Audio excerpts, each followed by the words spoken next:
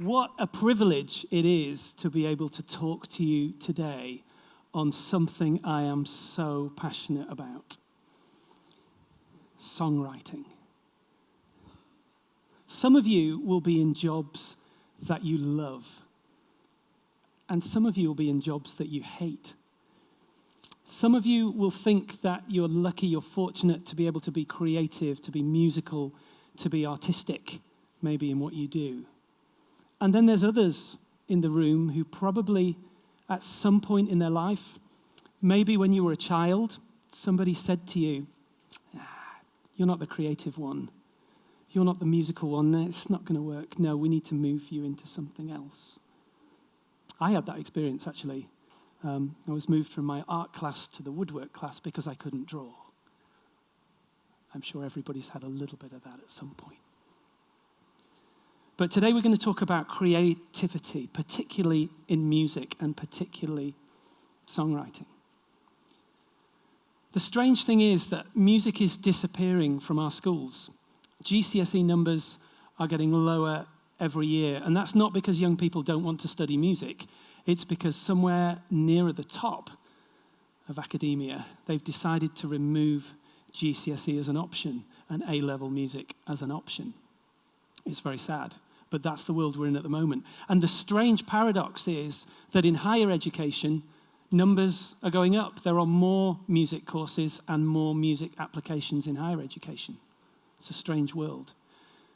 The body for music in the UK, called UK Music, released recently in their survey that music is worth around about 4.4 billion to the UK economy. So something's going wrong. There's a little bit of a disconnect between the message that we send young people and what actually is happening in the real world. I was brought up in a musical house. My dad was a music teacher. And he gave me the option. He said, you can learn any instrument as long as you choose an instrument, and you can choose. So I chose the drums. And he said, no, you can choose a musical instrument. But I won, and I carried on, and I played the drums for a little bit, for about 7 years when I was at school. And then one day, I thought to myself, I don't like being the one who sat at the back, because I've got something I want to say. So I want to be a bit further, nearer the front of the stage, rather than being the guy who's always sat at the back behind a load of things and nobody can see me.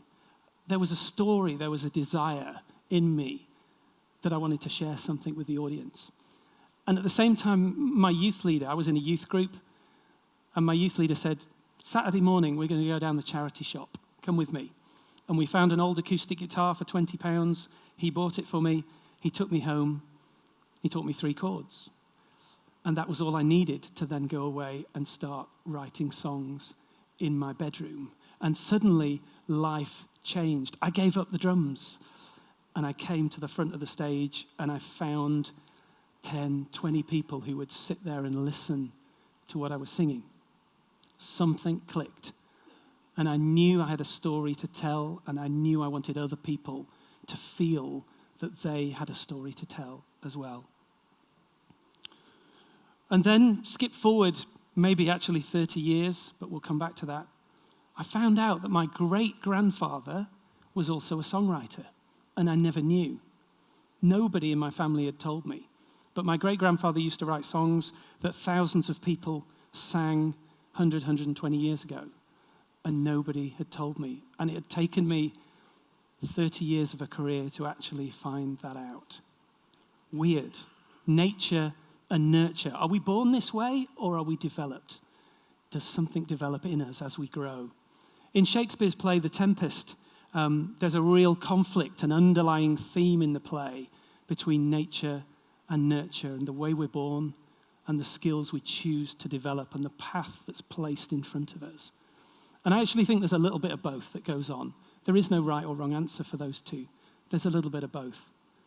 But as long as we can learn to tell our story in some way, we can all be creative. During this 33-year career that I've had so far, it's been an absolute privilege to play in front of loads of different people.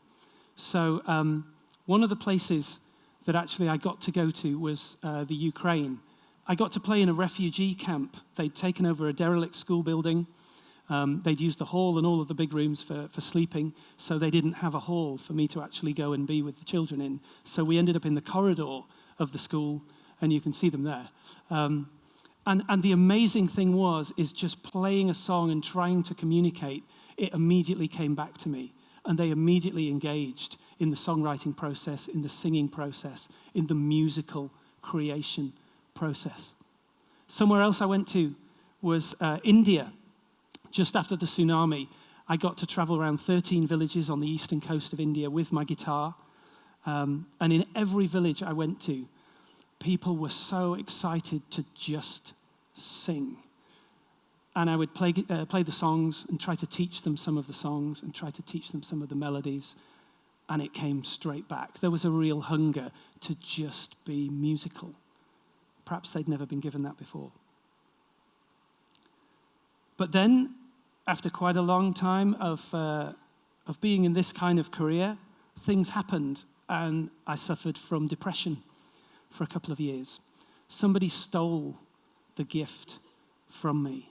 Somebody stole the story that I wanted to tell, and I had to try and make a decision as to whether I found it again or I just left it. Maybe that was a gift for that part of my life, and I had to move on. But I woke up one day and decided, no, I want to write songs, and I want to still keep telling the story. So I had to find some new tools. I had to find a new way of doing it. And that's quite tricky when you've been doing it for so long. But what I found was a few simple little tools could actually not only help me, but they could help everybody else as well. And I started to teach it rather than perform as much. I started to actually go into places and teach as well as perform. And after today, you will all be songwriters too, after today, I hope. And you will leave here perhaps with a way of looking at things that you can develop your creativity and your musicality. When I go into colleges and schools, I ask people of the elements of songwriting, which are lyrics, a melody, and some kind of structure that hinges and glues all of those together, which would be the hardest? Which would be the hardest thing for you to do? 99.9% of the students I speak to say lyrics.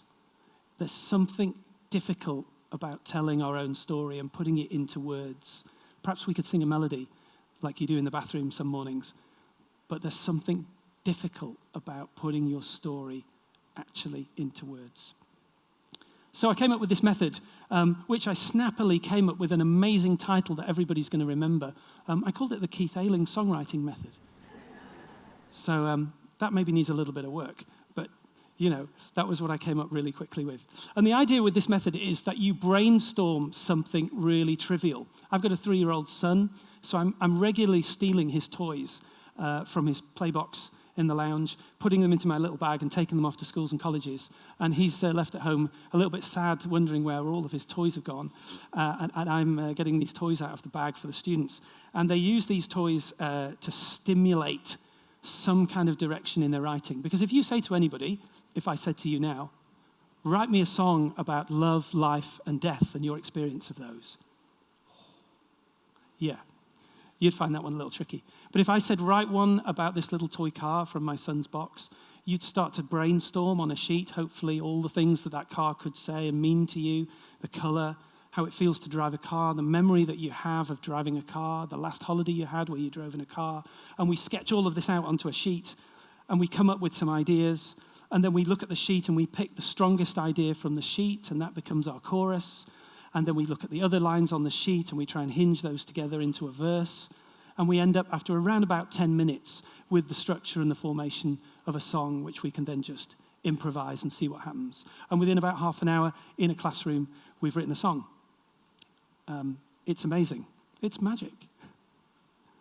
So before you came in here today, there was a guy called Darren, my friend, who was running around with a clipboard. And some of you will have given him some lyrics. He asked you a question. And the question was, if you had to write one line of lyric about this stimulus, which today we used a battery, what would it be? And here's what you came up with. And just to show you that I didn't actually write all of these yesterday in advance, I'm going to read them out. And if you wrote one of these lines, just put your hand up and shout. And then the whole thing works. Charge my city, charge my town. Who was that? Yes, thank you. Everyone needs some energy in their life. Thank you very much. You can shout as well. Go, yeah, me. Energy that drives my life. Anybody? No, somebody put a hand up, but I'm not sure if he was pointing at me. Okay. Here is the power. Feel the power. Oh, you did too. You're already a professional. I can go. My job is done. Okay. Have an electric day, charged up right. Yes, thank you. Your love flows through me like lithium in a battery. Who did that one?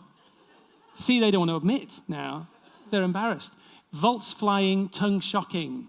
Yes, thank you. Everybody sat over there. That's the magical part of the room.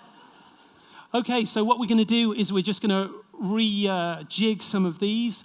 So using my thing, we're going to find the line that I think is the most powerful line really quickly. And I'm going to go for energy that drives my life. Can you move that one to the bottom? If you put that one to the bottom, great.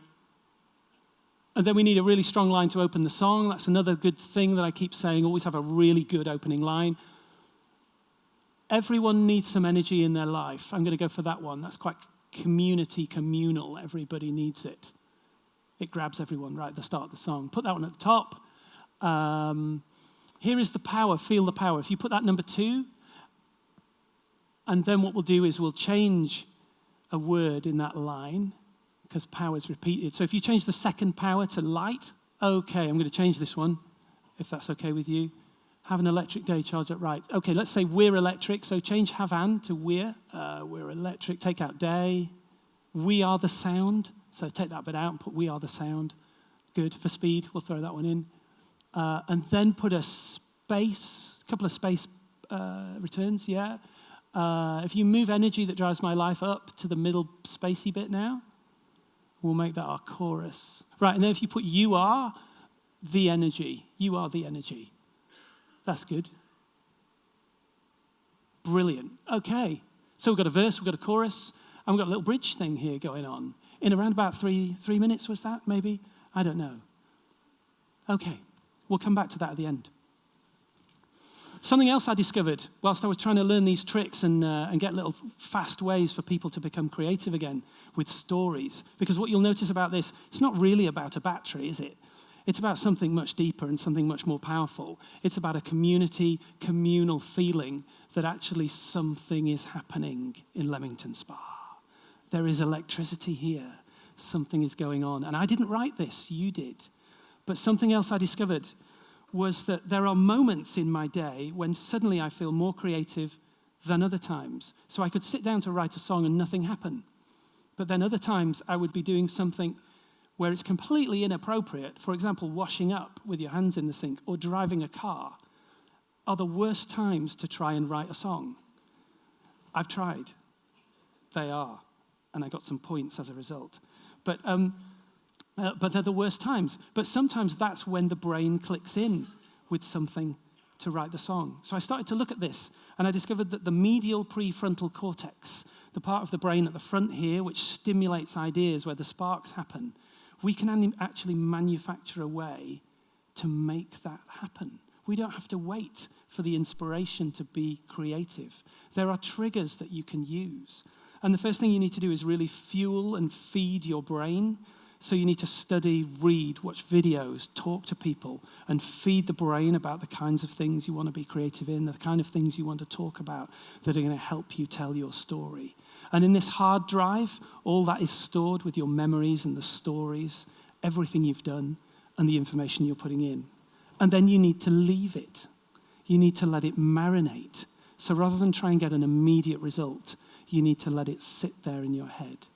And then at various points when you're jogging, walking, washing up, or driving the car, when your brain is engaged in something else, the subconscious will kick in and spark an idea for a solution, which could be a business solution, something creative you're working on. For me, it's songwriting, and the melody and the line suddenly appears in those times. And when you use that formula, you can actually then manufacture those sparks to happen in your brain. It's quite amazing. I've tested it. It works.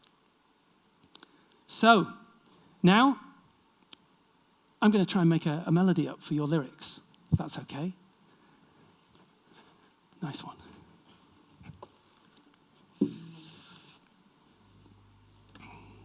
See what we can do. Are you in a singing mood? Oh, not sure. Half, this half no, this half yeah. Everyone needs some energy in their life. Here is the power, feel the light. Charge my city, charge my town. We're electric, we are the sound. You are the energy in me. You are the energy that drives my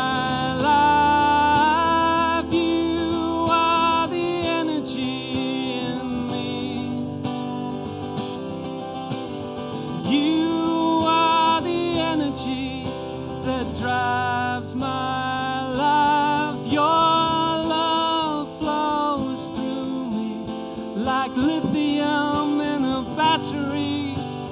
Vaults are flying, tongues are tying. You are the energy in me. You are the energy that drives my life.